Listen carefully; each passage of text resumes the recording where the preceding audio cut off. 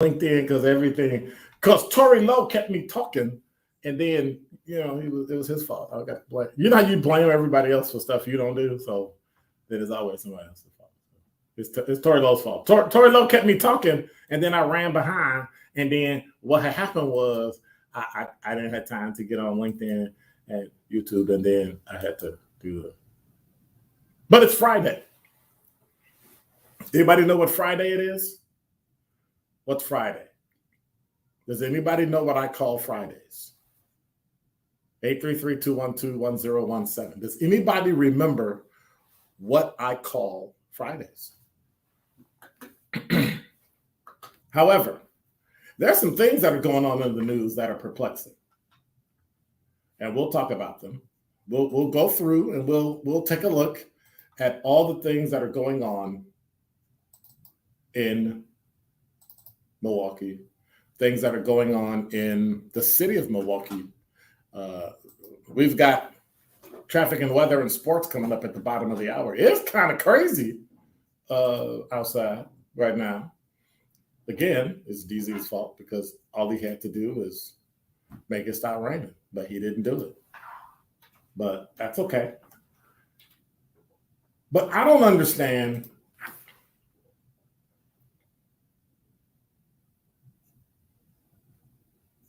why certain things in life have to be.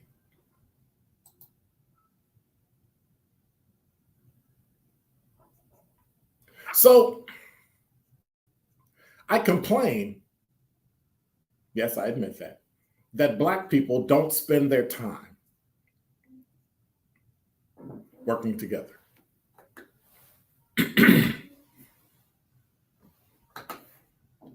Black people seem to, and let me preface that with seem to, don't spend their time building together, working together. We seem to want things more than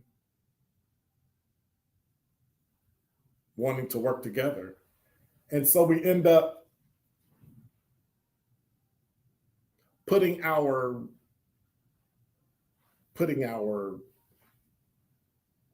business acumen in front of race. And I get it. Money is green. Money's not Black, white, Hispanic, Asian, Pacific Islander. It's not straight. It's not gay. It's not LGBTQ. It's not none of those things. It's green. And I get it. But when I see Black and white people get together to do things, I often wonder who's helping who. Take the Bucks, for instance. Did anybody complain when the previous owner of the Bucks, and I don't know if he did, so I'm just going off what I know and don't know, didn't have any minority owners? And I mean minority owners, like Black, Hispanic.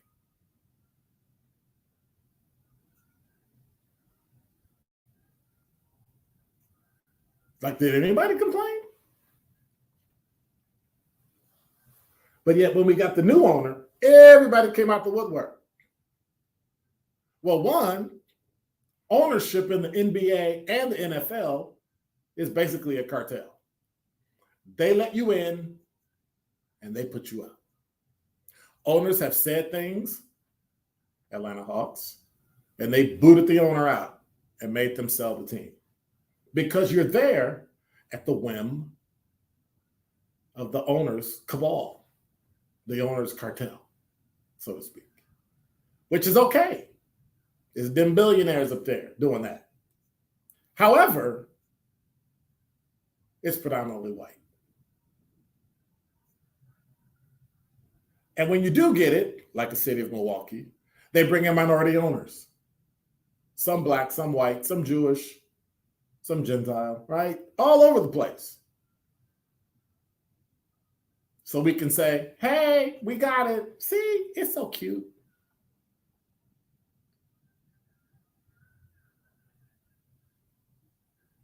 But if one black man steps up and says they want to buy a team, then they start digging through their background, digging through somebody who said something. It amazes me in America today how you can cancel a person based on something somebody said about them without ever verifying that it's actually true. That's astounding to me, but yet we do it every day. We do it to each other. Did you hear about DZ? Did you hear about Mel? Did you hear about Sherwin? Did you hear about Tori Lowe? Did you hear about Dr. Ken? Did you hear about Denise Thomas? Did you hear about Serena B? Did you hear about?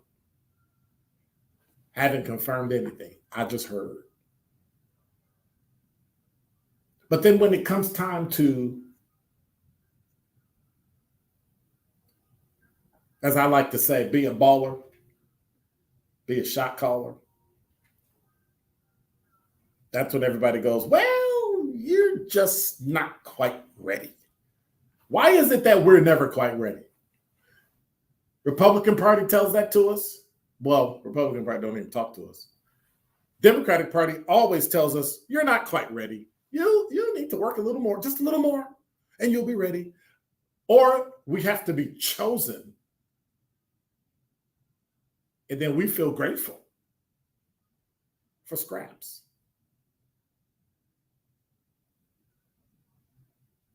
But then today I turn on the news and I hear billionaire businessmen Jay-Z and Jeffrey Bezos are in talks on a possible joint venture. The Roc Nation founder and Amazon founder are exploring a potential joint bid on the Washington Commanders. Two sources with knowledge of the talks told CNN.com. It's not clear whether they've spoken to Dan Snyder and his wife, Tanya, the current owners of the NFL team, about the possibility. And earlier yesterday, a source with inside knowledge on the matter confirmed to CNN that Bezos was considering buying the team. Oh, and then CNN has reached out to Roc Nation for comment. Why didn't you reach out to him first? But anyway, I digress. The Snyders said they were exploring a sale of the team and hired Bank of America Securities to consider potential transactions. And when asked for a comment about the Amazon founders' interest in the team, they said, of course, we're not commenting on who has or who has not expressed interest. And they say both Bezos and Jay-Z's sports ties run deep. And they go into this. Jay-Z used to be a part owner of the Brooklyn Nets, and he's got Roc Nation Sports and several athletes and on and on and on. And every time I see something like this, I say to myself, had a group of Black people gotten together and put together something to buy a sports team, would they have taken it as seriously or even reported on it? They probably wouldn't have even reported on it until after they bought it. Because somewhere in their mind, they wouldn't have thought that that could actually happen. But when Jeff Bezos steps up, all of a sudden,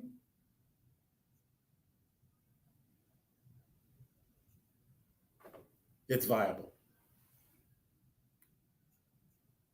And it harkens me back to the 60s and the 70s and the 80s. When in America, okay, that's a lie, 2021, where when you try to do something,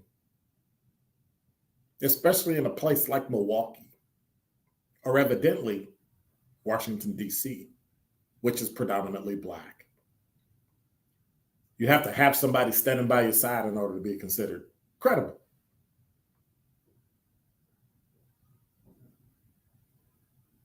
What are your thoughts? 833-212-1017 is the number. When you see Jay-Z and Jeff Bezos side by side to buy a team, what do you think? Like, what thought does that generate? Because for me, it only generates one thing, one thought, and one memory. When I look at it, in the back of my mind, when I look at Jeff Bezos, the only thing I think about is white knight. And that is Dr. Ken's Truth on the new 1017 The Truth. On Tuesday night, the Milwaukee Panthers hit the road